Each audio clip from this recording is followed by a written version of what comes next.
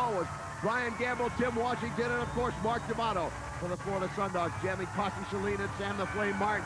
Also the blockers, Bill Barker, David Gleddy. Now Sean Marshall would be starting on the track, but remember, Denise Loden is in the penalty box. The penalty carries over, so the Florida Sundogs are starting one short. The New York Enforcers on the power jam. And it's Posse Saline along with J.R. Widener, the lead jammers, as they come around the track. There you see the physical play of the Finnish hockey stars. He sends Widener in. Now Saline, the only jammer out. Sundogs trailing this one 6-2, and they certainly need to get back into this one very quickly. You heard the statements of Mark D'Amato, and one thing we've learned in the WSL, you never bet against Mark D'Amato. Posse Saline just labels Brian Gamble, sends him flying ahead forward, and he does it again, but Gamble's still doing a great job of blocking out Saline as we come up on 20 seconds left in the jam. Posse unable to get by Randy Porch. Gamble doing a tremendous job of blocking out. And there you see the move. Saline shoves him forward in the butt block from Captain America. Bill Barker drops Brian Gamble, and Posse Saline puts 1 point on the board for the Sundogs with a huge assist in scoring to Captain America, Bill Barker. And I really question the New York Enforcers there, Ken. We saw that Sean Marshall was serving out the penalty that was assessed to Denise Loden at the end of the first period. They didn't send any jammers out. They had a one-person advantage, Ken, but they didn't even take advantage of it, and the Sundogs did. 6-3 New York Enforcers, but the Sundogs are doing a good job of hanging right around. Now it's David Gleddy and Tom Smith from the Florida Sundogs jamming. They're breaking out again for New York is J.R. Widener.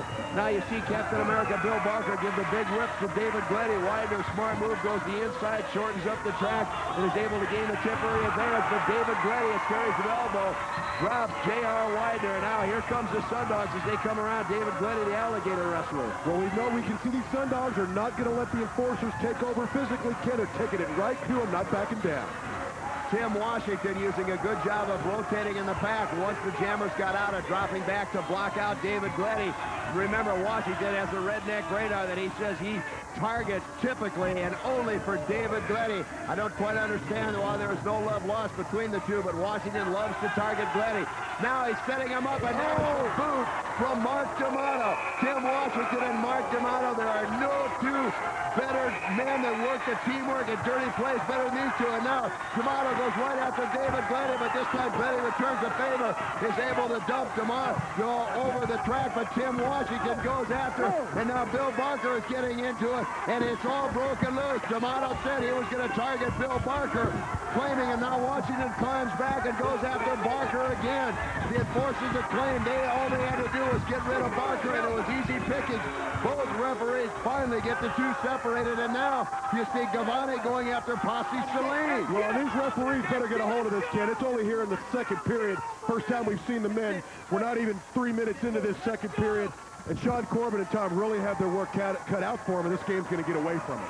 Tim Washington very upset, kicking the bench. Washington just beside himself that he was given a one-jam penalty, but there can be no question in my mind. It's certainly well-deserved. Washington refusing, making a statement to the referee, now finally going into the penalty box. 6-4, and the Sundogs slowly are creeping back into this one. Now it's Widener and John the Skull Morrissey at the back. Widener gives Morrissey a block.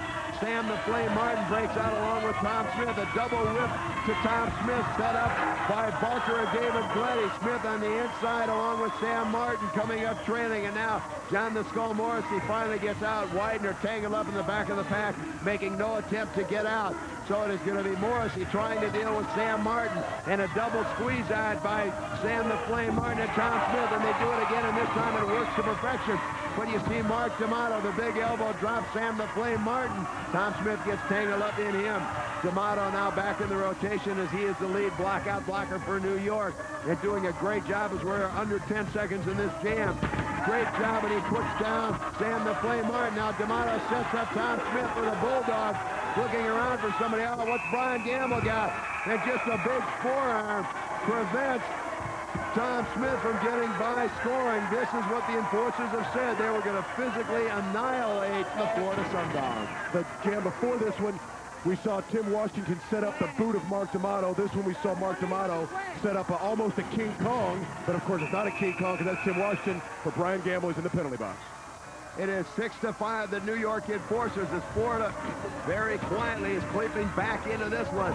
Posse Saline, the jammer, sending the railing. D'Amato absolutely annihilates number 11, Jonathan Russell, for the Florida Sundogs. And now finally, Dan Gavani is able to break out as the lead jammer.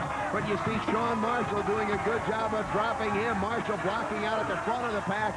And now he gives the big whip to Posse Saline as they come around the curve. It's Posse Saline and Fred Eichhorn jamming for the New York Enforcers as we're coming up on a minute and a half remaining in this second period of this Eastern Conference Championship. The winner of this one advancing to the Leo Seltzer Founders Cup Championship game against Sean Atkinson and his California Quakes. Now you see D'Amato rotating back.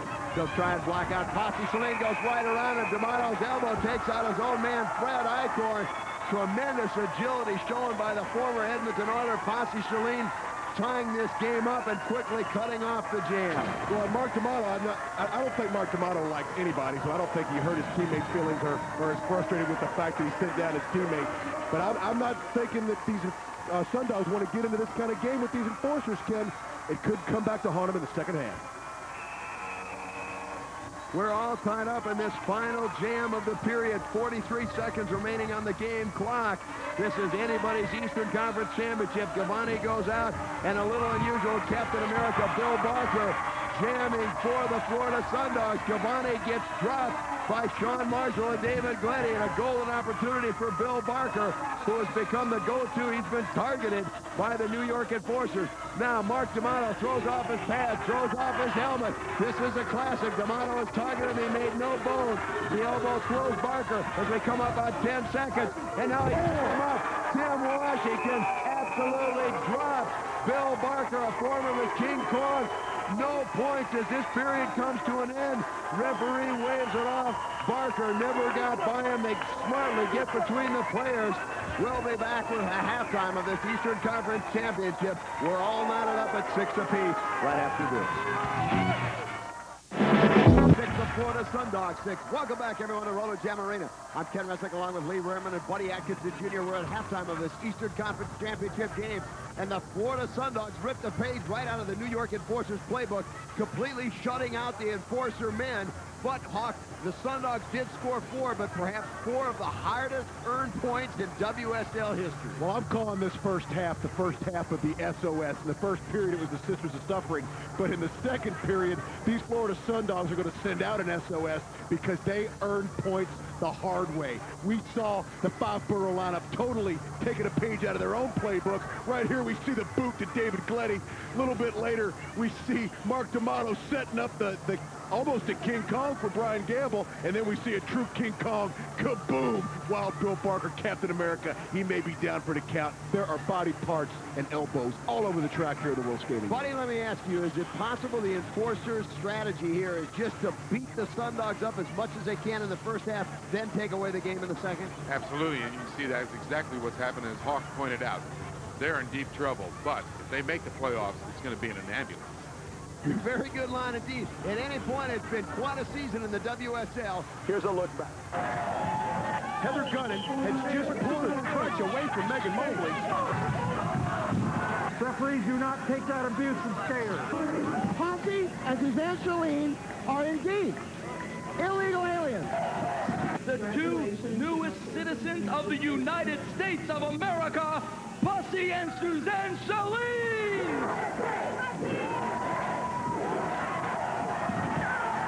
I love you with all my heart, and I'd be happy to be your wife. An alliance called BAD. B-A-D, Brown and D'Amato.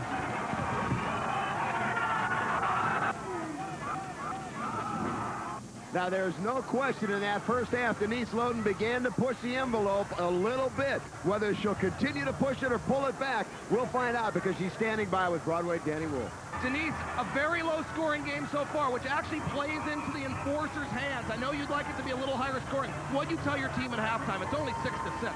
Well, what I told my team was that we got to pick it up offensively. We got to put some points up there on the board. I mean, this is for the Founders Cup, going into the Founders Cup. And I told them it's time to give it up. Give it everything that they've got, everything. We got to get to the Founders Cup round. I don't believe you scored any points in the first half. Very uncharacteristic of you. You've been lately skating very aggressively. You seem to have toned it down a little bit in this game. Are you ready to lay it on the line yourself in the last period, in your last period? Yeah, I am ready to lay it on the line. And I think I made one aggressive move on Janet Abraham. I've been wanting her all season. I got her. She went down. The big woman went down. And she tasted a little like chicken. Oh, chicken. Well, good luck, Denise. Back to you, Kevin Hawk. Buddy, if Denise Loden thinks Janet Abraham tastes like chicken, remind me never to go over to Denise's house and have a meal, to say the least. But at any rate, in that first period, we saw very physical, but at the same time, somewhat heads-up play from Denise Loden. A lot of heads-up play. And I'll tell you what, let's take a little look at this, because Rice is doing a terrific job sucking up Karen to the top. But here comes Barracuda right down here, and watch this little cut. There's the cut. Coming for some more chicken right there, and we got a bang and a half. Now, that's what I call chicken and rice. And our girl, Rice, scores the numbers, and that's a home run. Chicken and rice. You are on today. You are psyched for this game. There's no question. I'll tell you what, Florida can ill afford to keep taking points and getting beat up like they did in the first half. Well, Buddy Atkinson is still in my lines, and now that we're through the buffet at the Atkinson household, I tell you what, that was the kind of play right there Denise Loden needs to do. She doesn't need to be bulldogging like she did to Janet Abraham early. She needs to be playing heads up, doing the blocking, very technique-oriented and sound like she did there, and the result was points. Not a lot of fanfare, but it gets it done, and it conserves her energy, Ken. We'll find out what happens in the second half. We're all tied up. We'll be back right after this.